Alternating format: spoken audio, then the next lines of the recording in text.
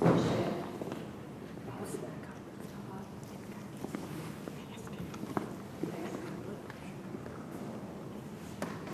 I called to order this, our financial management meeting today is August the 28th at 3 p.m. Call this meeting to order. You get the invitation. Bob, would you like to do it? Lord, we are grateful for the fact that we are seeking your wisdom. Because we know that your truth is what guides us. As we look at the welfare of this county, may we make decisions in line with your word. May we always keep in mind what is to the benefit of these people in this county, and be as efficient as we can in the economy of what we're doing here. We are so grateful for your Son and his sacrifice, what it meant for us, and the salvation that we received from it. We ask this in your Son's name, Jesus Christ.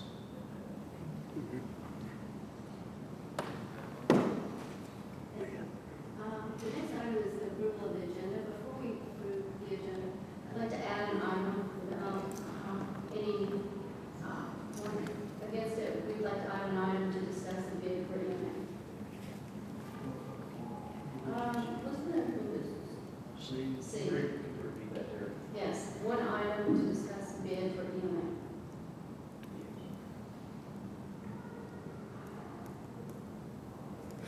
Does anyone else have any changes to the agenda? Any approval? So moved. Second. All in favor? Any opposed? Any opposed? We have an agenda. Recognition of the public, anyone would like to speak? Seeing none. Approval of the minutes from July 30th. So moved. Second. All in favor? Any opposed? Approval of the minutes. I would say that was not here. Report one abstention. So the next item we have is the report of the chairman. So my item of discussion today is the interim director of finance. I'm sure we're all familiar that our finance director, Mr. Loyne, will be retiring. So what I'd like to discuss today is putting in place the interim director for when Mr. Loyne leaves. A motion to discuss? So, Second. All right, who has that? Does anyone have any thoughts on that? Madam Chairman, I'd like to defer this till next month. We need to discuss the resolution that you passed, the commission passed, concerning how we're going to pay an interim director. And we need to make sure that it reconciles with what our goals are with an interim director. So I'm prepared to discuss that. I understand the resolution. It's halfway between her salary and Mr. Lyons. I have those numbers if you'd like to get to that. What are those numbers? So currently, and just so we put it on the table, S4, I would like to propose that we move Mr. Lyons' deputy at Franklin up to interim director. Currently, she is at 123. Mr. Lyons at 211. I think the resolution would bring her somewhere around mid-160. But I think for our interim director, I'm looking at, she's holding the reins to our county. I'm thinking 185. Now, the resolution we passed said that it automatically goes to half the difference unless the commission steps in and adds additional compensation. But I would like to push that on to budget and let them make that determination and move on with this topic so that we have something in place.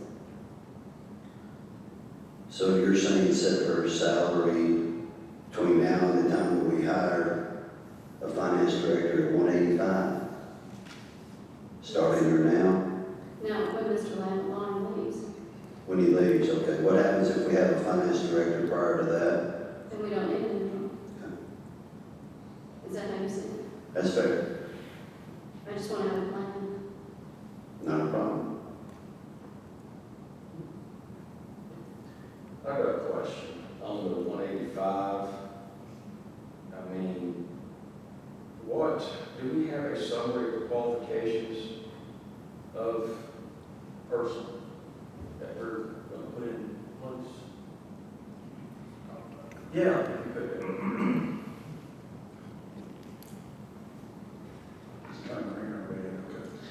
She had been the assistant finance director since before I was here, so over 17 years. She does have a degree in accounting, has done a great job. So other than she doesn't hold a CPA license, she would meet all the qualifications for the actual finance director under the 2012, and she wouldn't meet all the qualifications under the annual one. You mentioned the CPA license. Is she a CPA that is not licensed? No, sir, she's not a licensed CPA or CPA. And look, I want to certainly get the right person in place. But I'm looking at that salary, it just seems strong to me. I mean, from 123 to 185, that's a pretty big jump. Can we consider some type of performance element there? I mean, if we're, and I'm certain that this is going to work out, but I also like to look at some parameters. If we just insert the person paying 185, David's gone, what assurances does this committee have that that person continues to perform at David's level? We're close to it, but we're paying them 87% of David's salary. What are the quality parameters that we would like to put in place? Now, look, I'm all for let's move forward, get the right person. I just think that moving the salary is just a component of that. I just think that David's scope of responsibility, the number of hours that he puts in, and just the job itself, I just think this committee would need some assurance that that person can step into your role and is committed to work as diligently as you do, at a leadership level, not just at a daily, management level, but as a leadership level. I just want to make sure that, and I don't want to stall the process. I just want to make sure we get the right quality parameters in place. I've done this before, different organizations, hiring people. I just want to make sure that we have, and maybe it's incumbent upon this committee to have that dialogue with that person to make sure we're getting the performance that we need, the commitment we need. I'm not here every day. Most people here are not here every day, except, for you, David, and some other people. I wouldn't know if things are getting done personally. I'm the vice chair of this committee.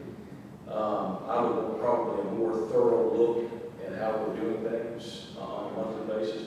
I have that information to be shared with this committee. I just think we've got to think through the end. What are we looking for? How long is this person going to be in place? And David, what are key milestones that need to be hit in that 1, 2, 3, 4, 5, or 6 months that it takes us to replace you?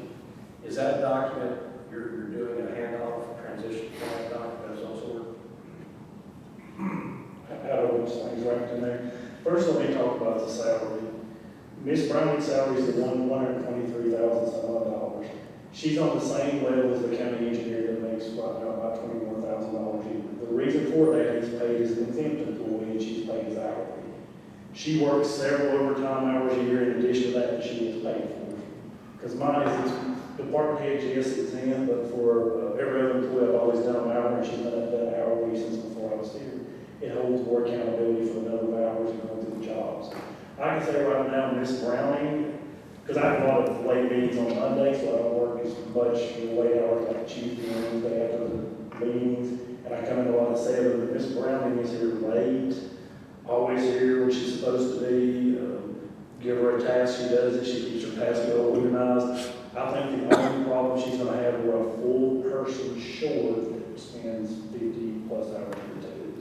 So I've been talking to Miss Browning, and I don't want to fall back on her, but there are certain things such as management's discussion and analysis. Me and her spend several weeks on that. Under GAAP, it's required. If we don't do it, there's no real punishment. Talking on several Middle Tennessee counties don't do it. Not doing that will be some additional time. I monitor revenues perpetually. If we didn't monitor them until budget time, that's gonna save a lot of time. Not best practices, but I've been here for going on 17 years. We've never had a revenue shortfall, so you can tell those by looking. And I'm also gonna go through several other things before I leave. But right now, as soon as we close the books, which is actually tomorrow, my next 2 months, I was planning to spend a significant amount of time with anything that Ms. Browning's not had her hands on before we try to get her up to speed. All right, so let me throw out one thing. Is that right? The mayor's still waiting to. Okay, I'm sorry.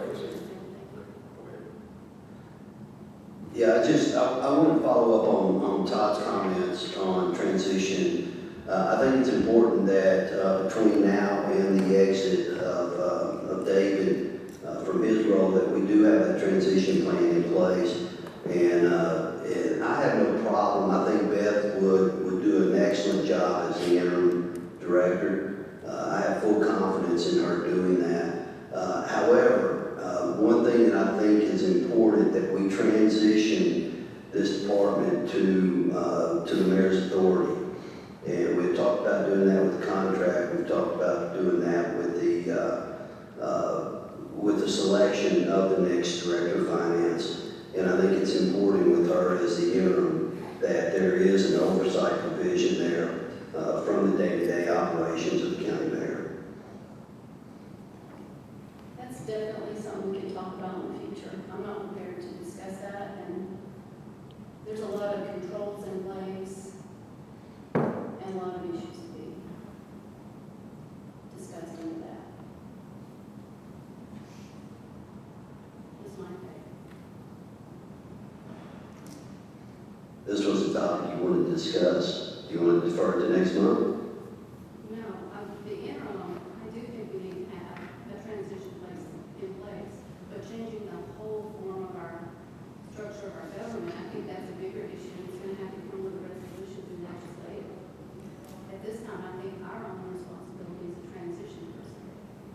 As far as the responsibility in changing the way the structure and organization of the government is, that's going to have to be legislated. Well, in all fairness, you have no oversight right now. Well, that's why we hired a finance director, but I think this is the, we can take a vote on it, if that's what we want. I believe that this clearly is a change in the organization of the structure of the government,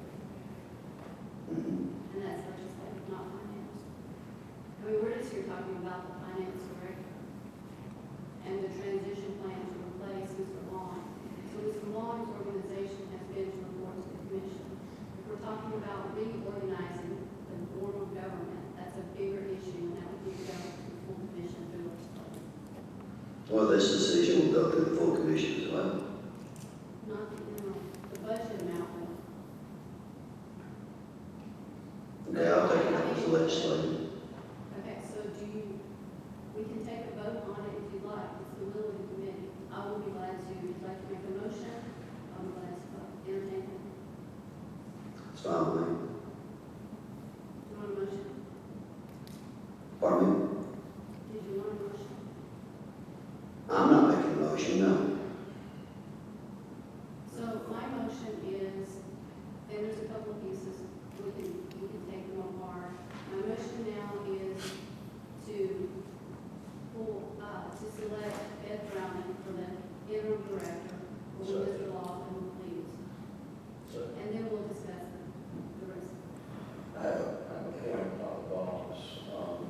And like I said, I'm moving forward, but I want to make sure that we get that transition document before this committee, before the next meeting, at the next meeting, so we can walk through it. We can, wouldn't mind putting that together with specific tasks and timelines, and estimated time in terms of hours it takes to do that particular task. I'm not asking for an exact time study, but I want to know what a full week of work looks like for your Just judge. her, it has nothing to do with Ms. Browning. Can we take it up after we finish? No, I want 30-day, before I vote yes, I need 30-day commitment that I'll have that A plan. transition plan, Yes. before we'll hire any interim. Yeah, so Okay. if we're okay with that, then I'm okay moving forward.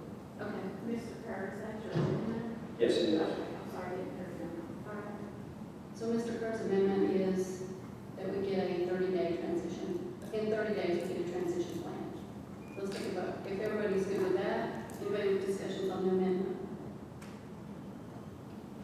Vote on the amendment, so a yes would be that we expect a transition plan in 30 days. All in favor? Aye. Any opposed?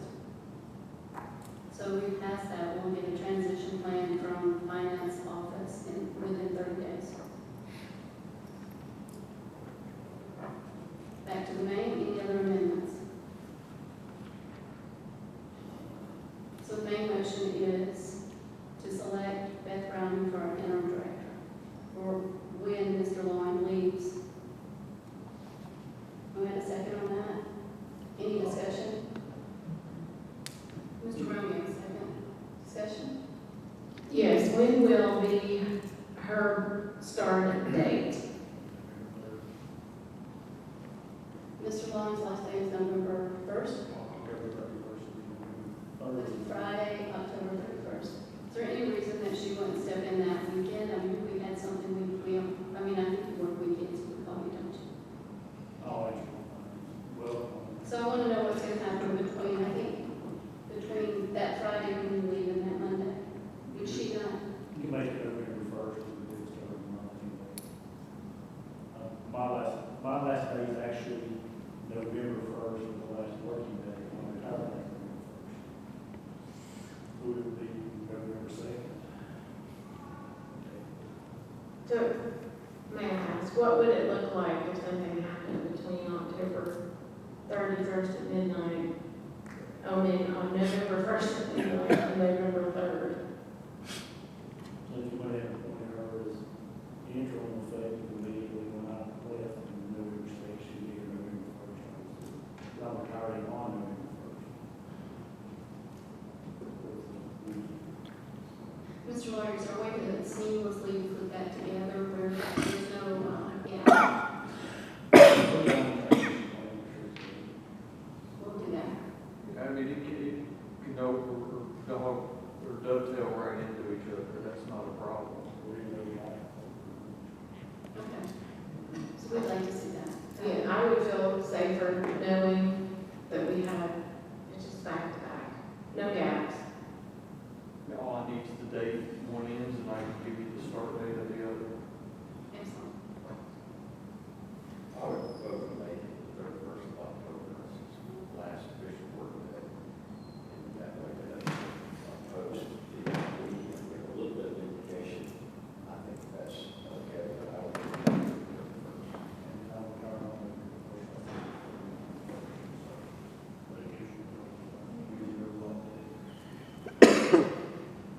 I'm good with that, I'll support that. All right. Yes. I'll second that. So the amendment is effective October 31st. All in favor? Aye. Any opposed? Okay, we have a date. Now back to the main. All in favor of Beth Browning being the interim director? Aye. Any opposed? Okay, so we have passed that motion. And it can go to budget for salaries as recommended. And the transition plan is 30 days from today.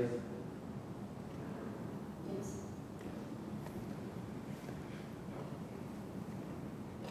Report of the county manager. No report. Mr. Mayor, have we received any resumes through the open end?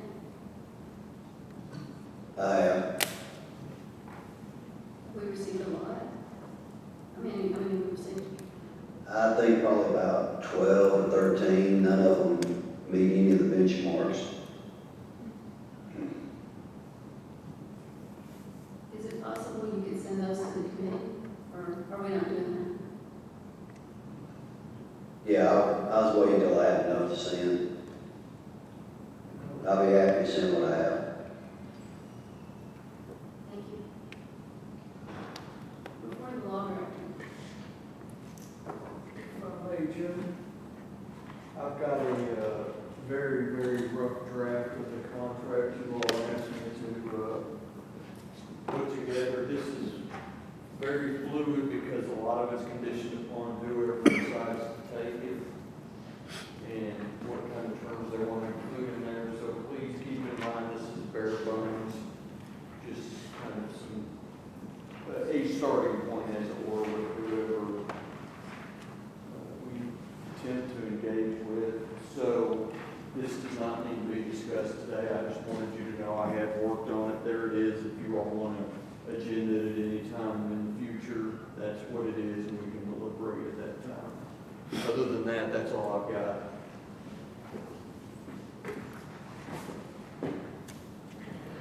So I propose that we take this topic up and discuss this at our next meeting, once we've all had a chance to read through it, unless there's any questions today.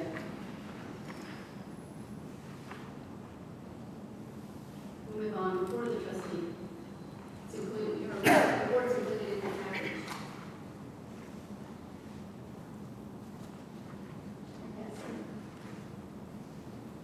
Oh, there you I had to come talk to Ken. are. Excellent. I did want to give you guys a heads up. For 2025, we already have just under 1,100 appeals with the State Board of Equalization. I do not know a dollar amount that might affect the tax base yet, but it's, and I don't know how many more are going to appeal, but it's pretty big this year.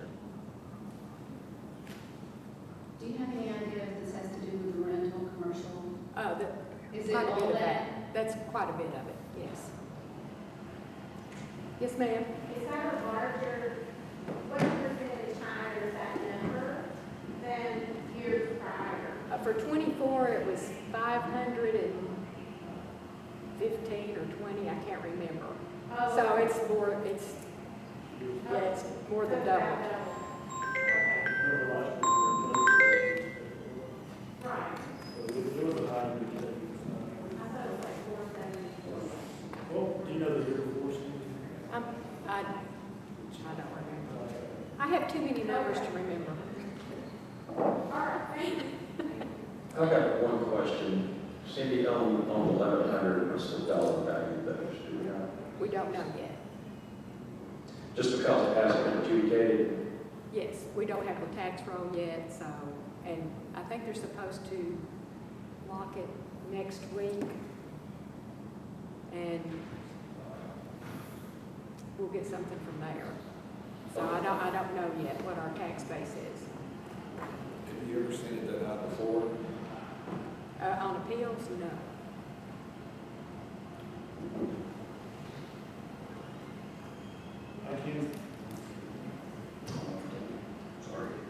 I can say that I did put a record amount for appeals in the budget, so Oh, okay, good. we're expecting you to be able to cover that. John, how much did you allow for in the budget? I can go back and use the exact number, I can't recall off the top of my head, but I did put a record large amount because of the issues with the rental property. And there were several other large appeals that have not been to the board. When we did the budget, and I believe they're still with the board. sitting There there. are many that have still not had decisions on yet. So I put a record amount in your appeals dollars, and I can give you the exact dollars tomorrow if you call here. Cindy, from the equalization board, do we have any idea when this is going to court? Is this something that's going to be tied up for years and years, or something we're going to have an answer for in January? No ideas. No idea. We've had some go before the Board of Equalization. Well, the county board, they didn't like the answer, so they took it to the state. They didn't like the answer, so now they're going to Chancery Court. That'd be in our chancery court. I just got a summons. Congratulations. Thank you.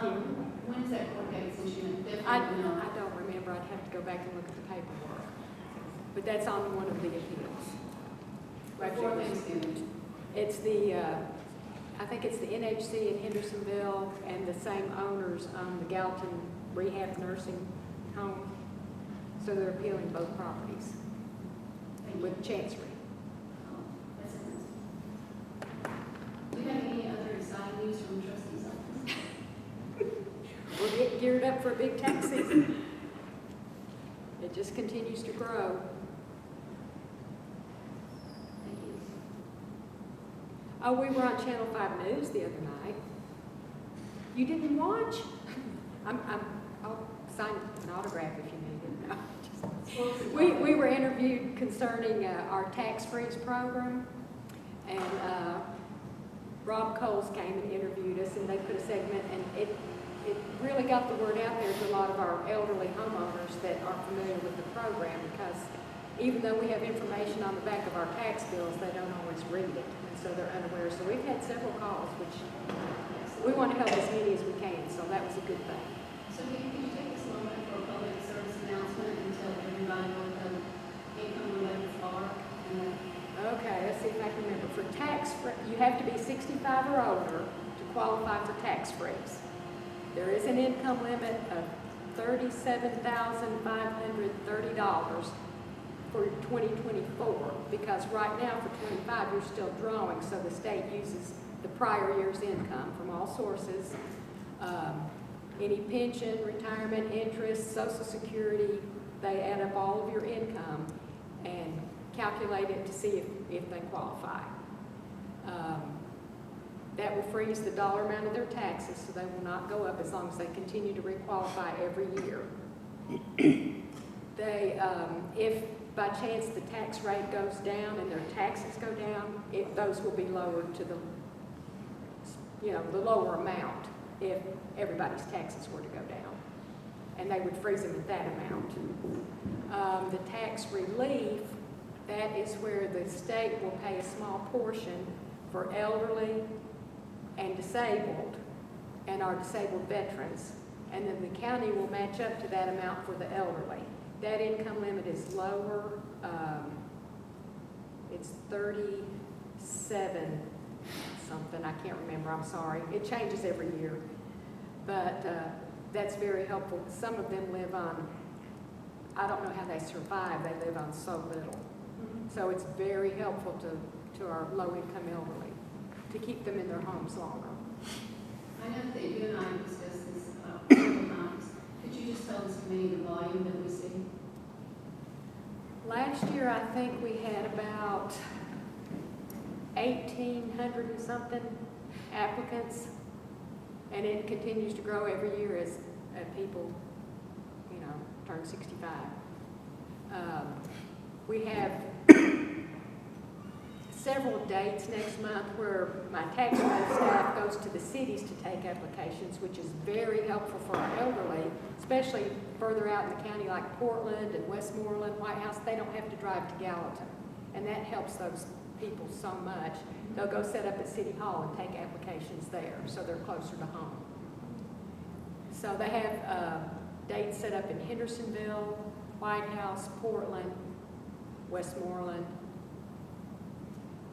and then of course people come here. Millersville and Mitchellville do not participate in the program, but all the other incorporated cities do. Thank you. You're welcome. Yes. Move on to the report of the finance director. Thank you, Ms. Chairman. The first item, the only item that requires update is on page 9. And it has a list of the departments currently on front of us, their status, and where we're at, and what's going on right now. The first large group of departments listed on the left are fully on front of us, but the employees have a whole back at this point. We're doing Excel sheets to estimate the second week, and pretty much going to stay that way until something's changed with whichever way that goes. The sheriff's department, we're currently under contract, and we're working with them to make a few changes, such as we were payroll slightly different. They're still working on our people clocking out, practicing, and we're hoping as soon as the engagement's done to actually get uploading them directly to the system. The next one would be the EMS under contract currently. They have a telestaff, which is an advanced timekeeping system, and the staff used to work on that left. It works with UKG, and we have the group under contract to reconfigure into UKG to make it more efficient, for any problems taking them out, and actually make it completely upgradable. We actually have a bid that was actually on an as-needed basis, and the next one we're in there every EMS for highway consolidated dispatch. And And then several other departments, we've had, bring them out for discussion, and look at the personnel policies and analyze them, and actually creating practice environments. All the way down to there. The only two that we know at this point has said they did not want to participate to the registered needs and so forth. There is one competition. Anybody have any questions? Yeah, quick question on that last point you made, those two areas that have opted not to participate, what do we have in place, and how do you consolidate those numbers for the property? Right now, we're just in this Excel sheets, and my understanding of the private act, and we actually have a attorney over here, he's got a different interpretation of what his interpretation. My understanding is you have to use one solid consolidated timekeeping system for the private act, which would be the Chrono system, county selected back in 2014. So, But I was just telling you what was passed on to us. I'm not saying right or wrong or can or can't. That's more of a legal issue. I'm just saying that's been passed on to us. They don't wish to. so that will keep the 2012 Act from ever being implemented, is that what you're saying?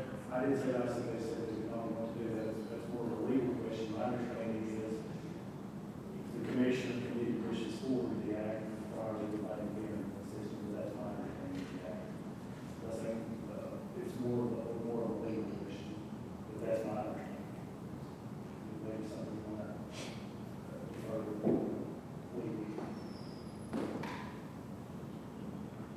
My understanding is they would have to, everybody does have to participate.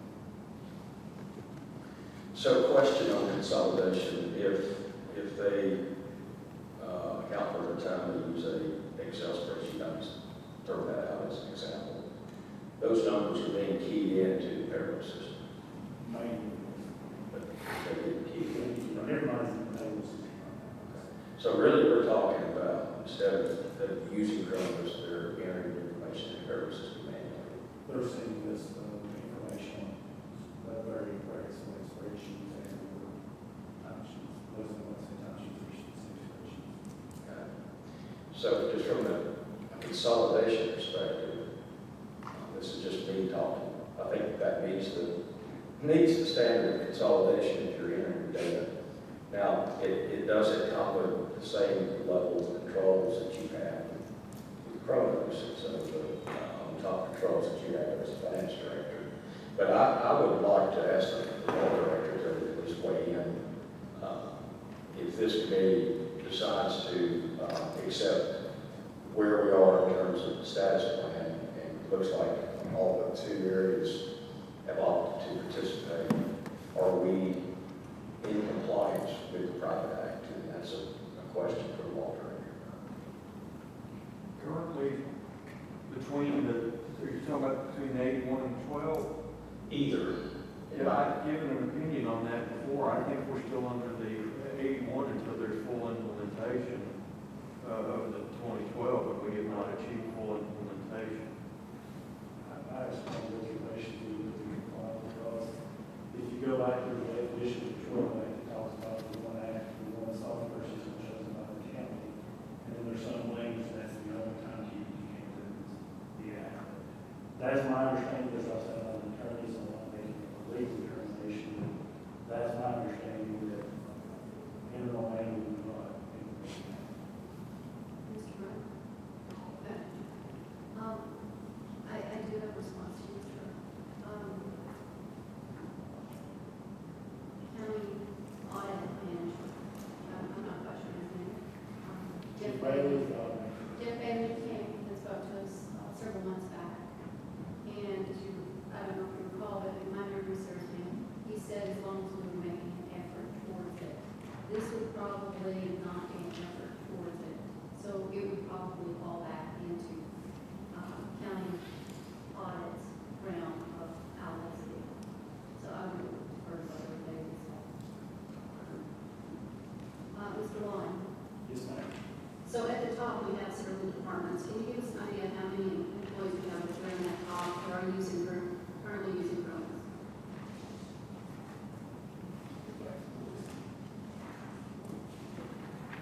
We've got 12 departments.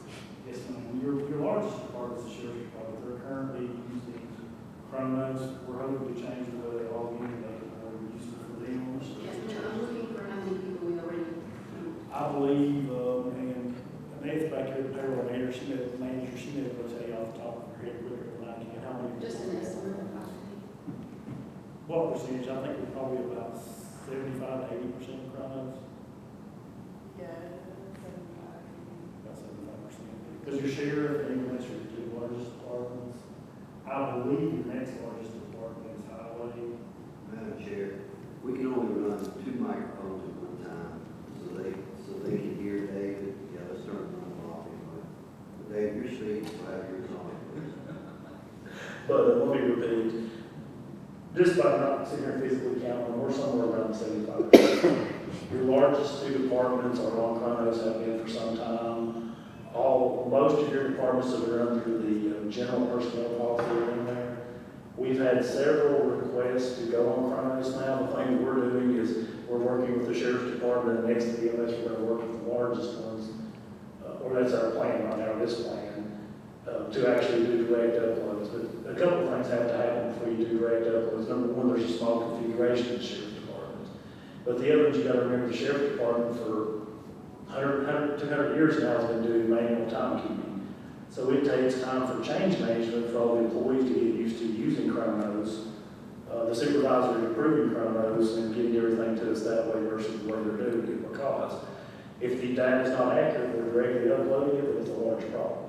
So they're still at the point they've been doing it for a while, and they've gotten pretty close. They've been working on change management, basically.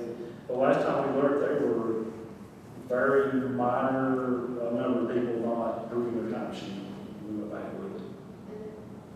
So, Sheriff Crowder, I want to make Monday Chronos purgatory go away. Is it getting closer? Well, because I remember you said Monday Chronos is purgatory. It's getting closer. I think the real thing we're waiting on is the consultant to come in and streamline that pay from schedule process. Is there, and everything's going the way we want it, we're gonna get there, and Monday morning Chronos is We like it faster. Yeah. faster. If I had it my way, I would do it differently, but we are working towards making Chronos efficient. Okay. And when can we get that for the sheriff's office, Mr. Long? This year? We are currently working with the consultants as fast as we can, so it's really the ball's in the consultants' court to work with the sheriff. We've got a contract with them, they're lining stuff up, they're meeting with us. They just got to make sure they understand what the sheriff wants, and it works that way, and it goes through the system. That's where we're at right now. Again, this year? That's our plan.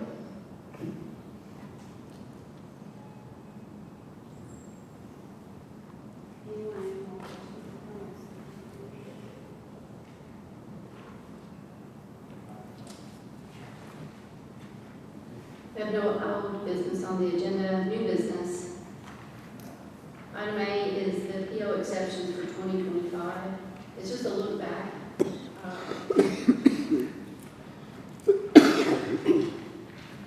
My understanding is we had an exceptionally high year for PO exceptions.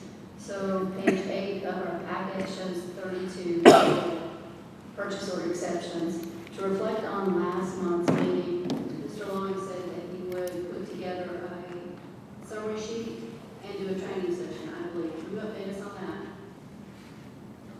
We are currently in the year-end process, and now probably only going to be engaged with the transition plan right now. So I'll mention that to the AP staff and see where they're at as far as setting that up and closures done. But right now, we're probably going to be more focusing on the transition with the plan and time on this week.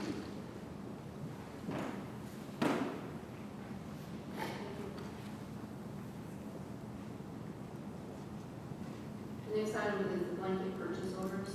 We have item 1 into the annual PO request. And then, Mr. Long, you can take us through the changes. If you could outline for us what our current purchasing policy is regarding the blankets, and then how we're going to tweak it to make it better and more efficient. Let me tell you what page the current policy's on. It is on page number 11 and 12. Page number 12 is the most important, is what the actual blanket purchase orders are. Once everybody gets there, it's item number 6, and A is what we're discussing. You've got two types of purchase orders, or blanket purchase orders, or actually 3 types. You've got a one-time purchase order, and then you have these types of annual purchase order and a monthly. The one we're discussing, the monthly purchase orders are okay. The annual purchase order is the one that the sheriff requested to discuss. Currently, the way it's written, the amounts have to be fixed monthly or annually, but sometimes we do things such as we bid clothing. The sheriff knows he's got, I'm just gonna make up a number, $50,000 for clothing, but because the policy says it has to be fixed monthly or annual, then we can only do those on a monthly amount versus annually. What he's requested is to change that the way if something's bid, and it's within his budget, and he's on his bid, that he can go ahead and do an annual amount. I see that it's gonna create no issues in internal controls of anything. It's gonna take a little stress off of their department and their department, which are both very stressed to get the work done right now. This is the same way. And it's also gonna deal with the same issue on Toby, where we're asking for the annual asphalt, because he has a bid and he has an amount.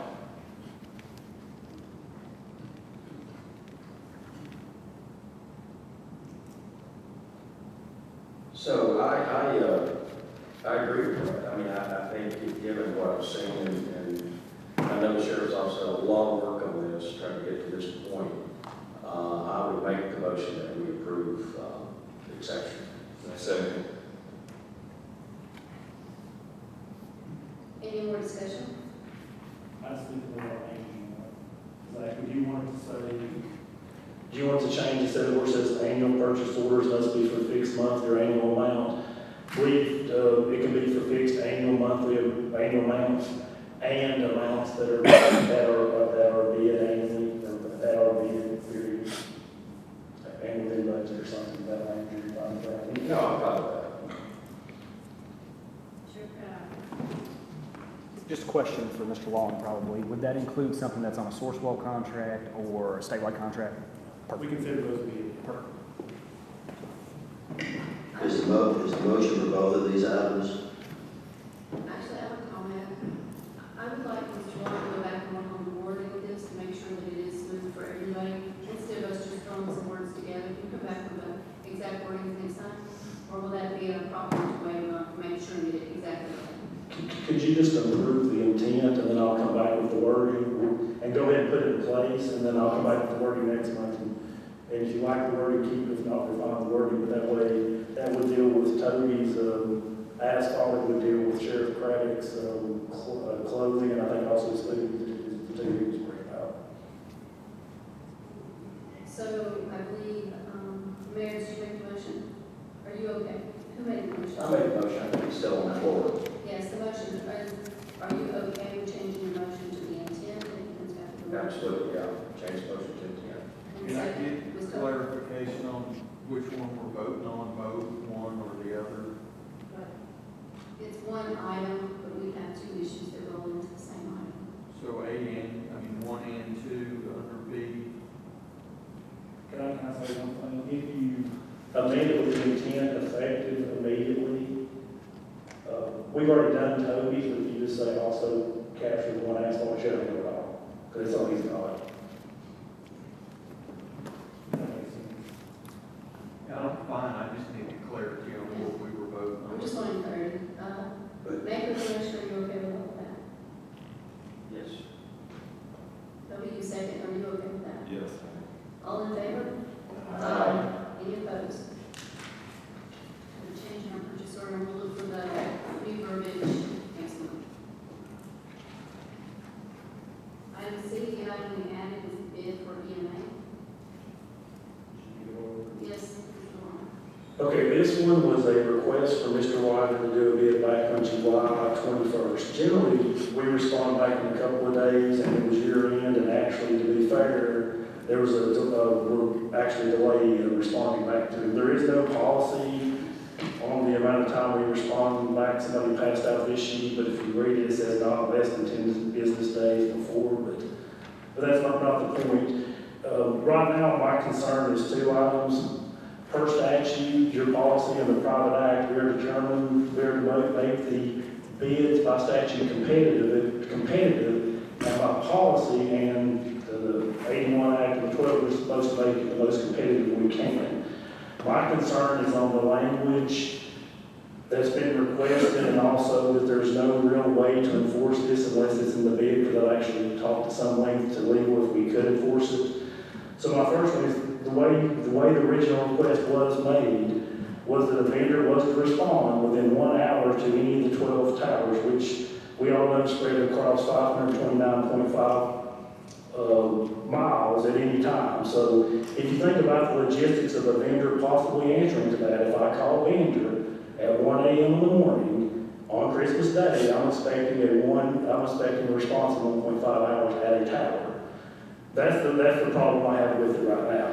Number two, there's no enforcement mechanism, because generally how you enforce these bids is by acceptance. You accept a conforming product and you reject non-conforming products. Services that aren't conforming, you don't accept them and you don't pay them. A time when you cannot fix retroactively, so the only way you do is put it in the bid spec, some kind of penalty or requirement. That's my two issues. The other issue has been resolved, which if you look through the original request was vendor response time was the time being after we conveyed the problem to them to request a response on site. My only question to that was because the original says requesting their response to a site, which is fine. My original wasn't clear if we were talking about a phone call or on site. That one's been resolved. But my other two, I don't feel at this point. The first item would allow for a competitive bid, and also the specifications, if we write it that way, I don't believe are enforceable. If they go and they provide the service, but they don't provide it within the time, they still provided the service, so I think we have an issue, and legally want to lay on that as a board.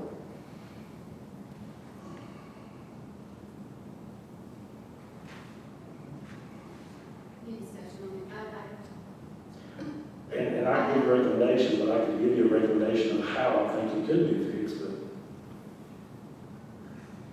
Where does it start for the service provider? Or is it Nashville, or is it here in this county? the thing is it's got to be a call from the department, wherever the bidder is at, whoever the successful bidder is, if we have one, they've got 1.5 hours to get to any of the towers. My only way I think you could resolve that is if you have a couple of things. One, if it is a public safety issue, that they have to have a 90% rate to reach that, and if they don't, for instance, they have a penalty that you pay 50% of the fees due until they fix this issue. That's a possible resolution, but the way it's written right now, I have I have a lot of reservations that this is actually competitive bid, or could be. So there is no way in which we can claw back money if they don't perform. If you put it to bid, you can, but right now, I've asked a couple of times for that, and you can read the email chain. I've asked for that. I haven't got anything back. So, Mr. Wayman, would like to speak? I just couldn't hear Mr. Brown. I couldn't hear what his question was. Oh, okay. I just said that there's no way, an enforcement mechanism or being able to claw back the money in case they do not get there within an hour and a half. And plus, where is the service starting point? Is it going to be Nashville? Is it going to be Gallatin, or where? I mean, that is a fair. The service point will be when one of his staff members calls and says a tower's down, they have to arrive within 1.5 hours at one of those 12 towers. No matter which one it is, that's what it expects to be requested.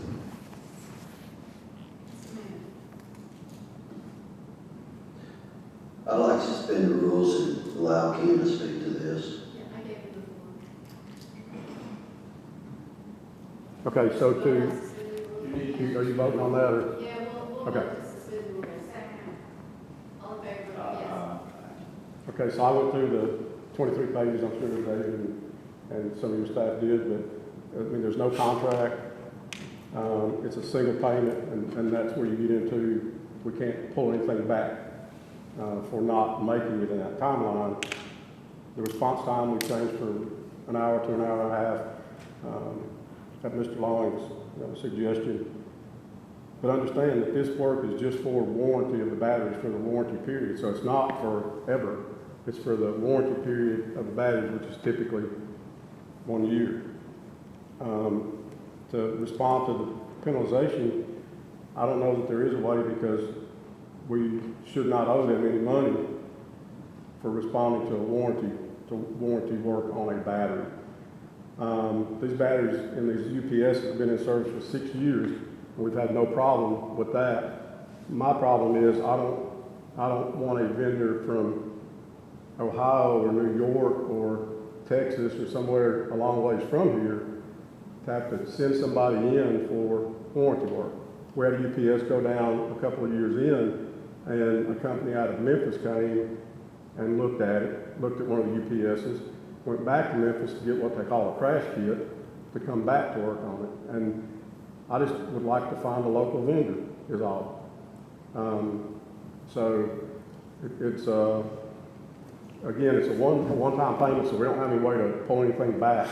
And in regards to monitoring what they do, my staff, we stay on this. We get emails all the time, well, not all the time, but every day in regards to every aspect of this very large communication system. If a door is open, we get an email or a text that the door is open. If we know a service tech's there, we let the dispatch know, don't respond to that. If it's something in the county, the sheriff sends a car, or dispatch sends a car. If it's in the city, police department sends a car. We get heat notification, power failure, generator failure, and on UPS or UPS failure. And that's when the UPS would come into play. So we are all over the system, and if we call a service, we document the time, the date, the time, and the person, and we're going to meet them at the scene, so we know how long it takes them to get there for every instance.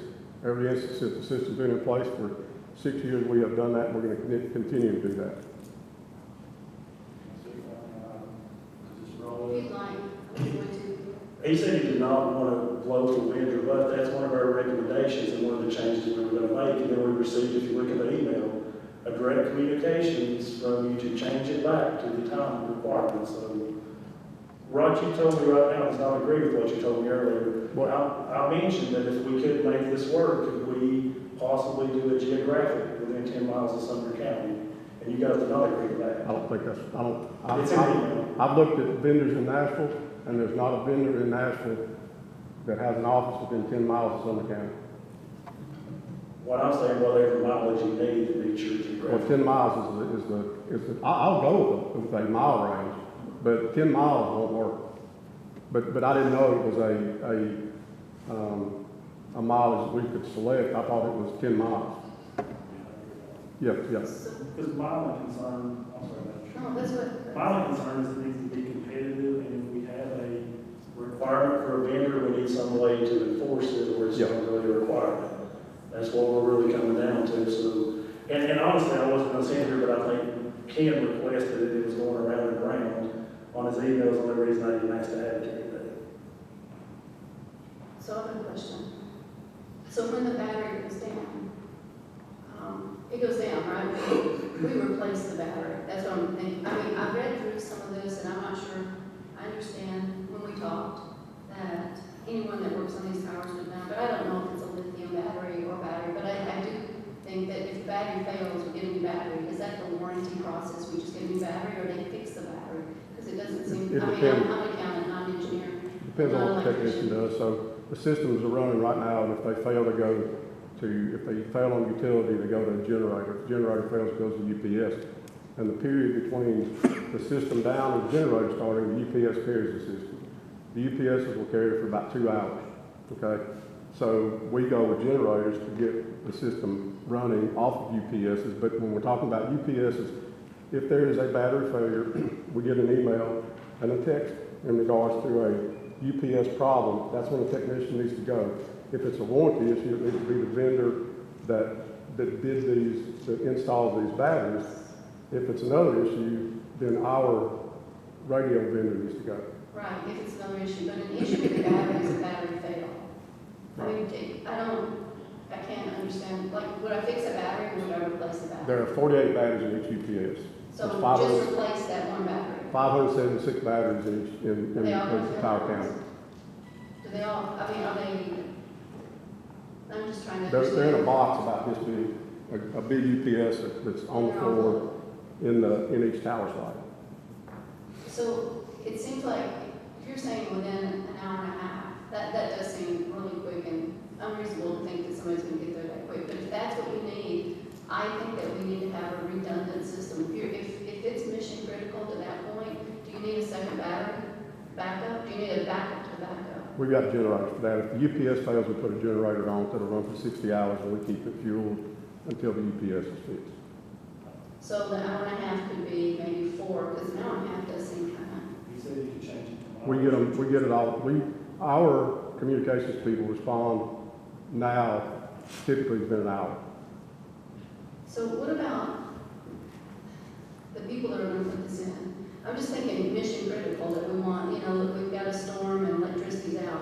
What about our local municipality electricians, their electric companies? Can they not hook up to batteries or Every something? municipality in the county is on this system. Every Their police, talking, their communication. every police and fire agency, EMS is on this radio system. We've got over 3,000 end users, 3,000 subscribers, county highways on I this system. understand their communication. I'm just wondering if other people that could hook up batteries.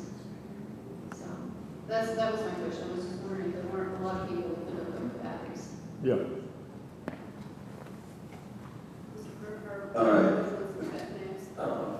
Mayor. Okay, so what mileage range would be sufficient to get an adequate bid in on this project? What would you suggest? I would probably look at Bowling Green, Nashville, probably that circumference. 100 miles? Maybe a little less than that, but I want to pick up Nashville, Bowling Green. I wouldn't want to pick up Memphis. I wouldn't want to pick up Nashville. Okay, 75 really would. miles? 75? Probably. Yeah. 75 miles, David? Any kind Okay, any kind of mileage. let's put Yeah. 75 in the bid process, and let's move this bid along. Yeah, Mr. Long, I don't want you to think that I lied or anything. I don't admit, and understand this too. I've got hearing aids in. This is my first full week, and I'm trying to learn how to use the thing.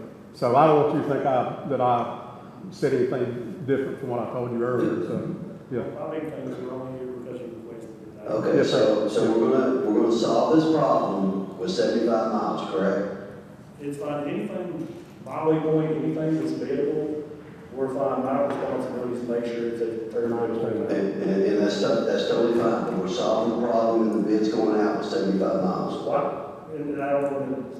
Why don't you guys just, make the motion that it be a mileage and let Ken determine the mileage, I'm fine with whatever mileage.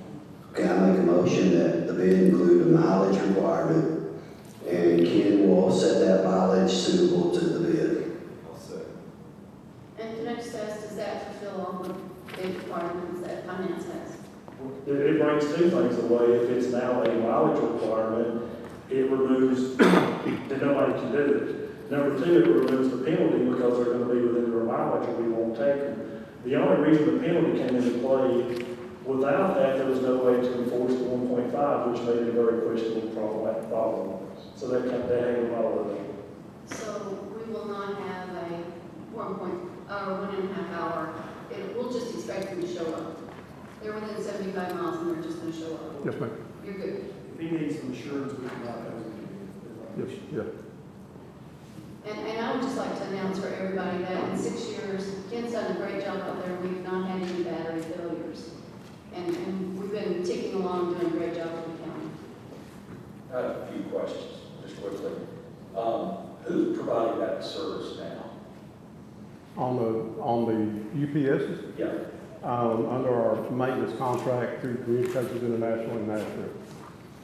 Okay. And is there a penalty component of this contract? Let's say you say within 75 miles, if that's the right number. But what was mentioned is if they show up an hour, show up 5 hours or 10 hours, there's got to be some kind of performance standard that you measure against. I don't know whether if you don't show up within 5 hours, I'm just throwing the numbers so you guys shoot it down if you like it. But to me, the mileage is one thing. You're saying that this provider's within this circumference of 75 miles, but then they still have to perform, right? And can they respond to 12 towers at once if we need them to? And that's just more of a capacity question. So I would throw that out as just a question. Do we need to put some kind of performance metric in this? Can I respond to his first part? So in the 7 years that the system's been up, the first year was under warranty. We've had no problems. Actually, our vendor has technicians with vehicles, vans, that live in Sumner County. When we bought the system, we bought $85,000 worth of components that are common to fail. They're in our cache, and they're all numbered. And if they fail, and the technician gets there, we pick that piece of equipment up and we take it there and we replace it. So we keep those components common to failure in a row, and we've got them at the ready. And they know and we know that there's a problem, and a lot of times they're en route while we're en route. So we've never had a problem with our current provider of maintenance. I just have just a curiosity question. So are we just gonna replace them all, or we're just gonna get them and then replace them? We're gonna replace them and not wait for failure, correct? We're just, all we need, the manufacturer actually Says 6 suggests years. replacing, Yeah, so we're That's replacing fine. them so they don't start failing. excellent. So we have a motion. Let me kind of be clear on one thing. I'm not saying you can't do mileage restrictions. I can't, mine is they've got to be something biddable and enforceable is my only concern. Right. So if you think you need a mileage restriction, something like they have to respond 90% within, I don't know, an hour and a half from now, you know, some ratio that would actually make sense would be fine, but it has to be enforceable. So the same question, Ken's buying a 6-year warranty, and we're paying them annually anyway, we may default their payment. I mean, that may be something, but I'm not saying we can't do that, I'm just saying we need some way to make it work. Either one of those is fine with me, on time with the percentage or mileage. But I'm telling you, we haven't had a problem, and I'm gonna speculate that we're not gonna have a problem going forward. All right, so everybody's good. We have a motion by the mayor, we have Chucky, I think already seconded us. All in favor? Wait, Mayor, could you restate your motion? It's been a moment. My motion is that we add a mileage requirement that's going to be set by the EMA director Perfect. and move the bid process along quickly. Thank you. All in favor? Any opposed? Motion passes. Motion to adjourn. Thank y'all.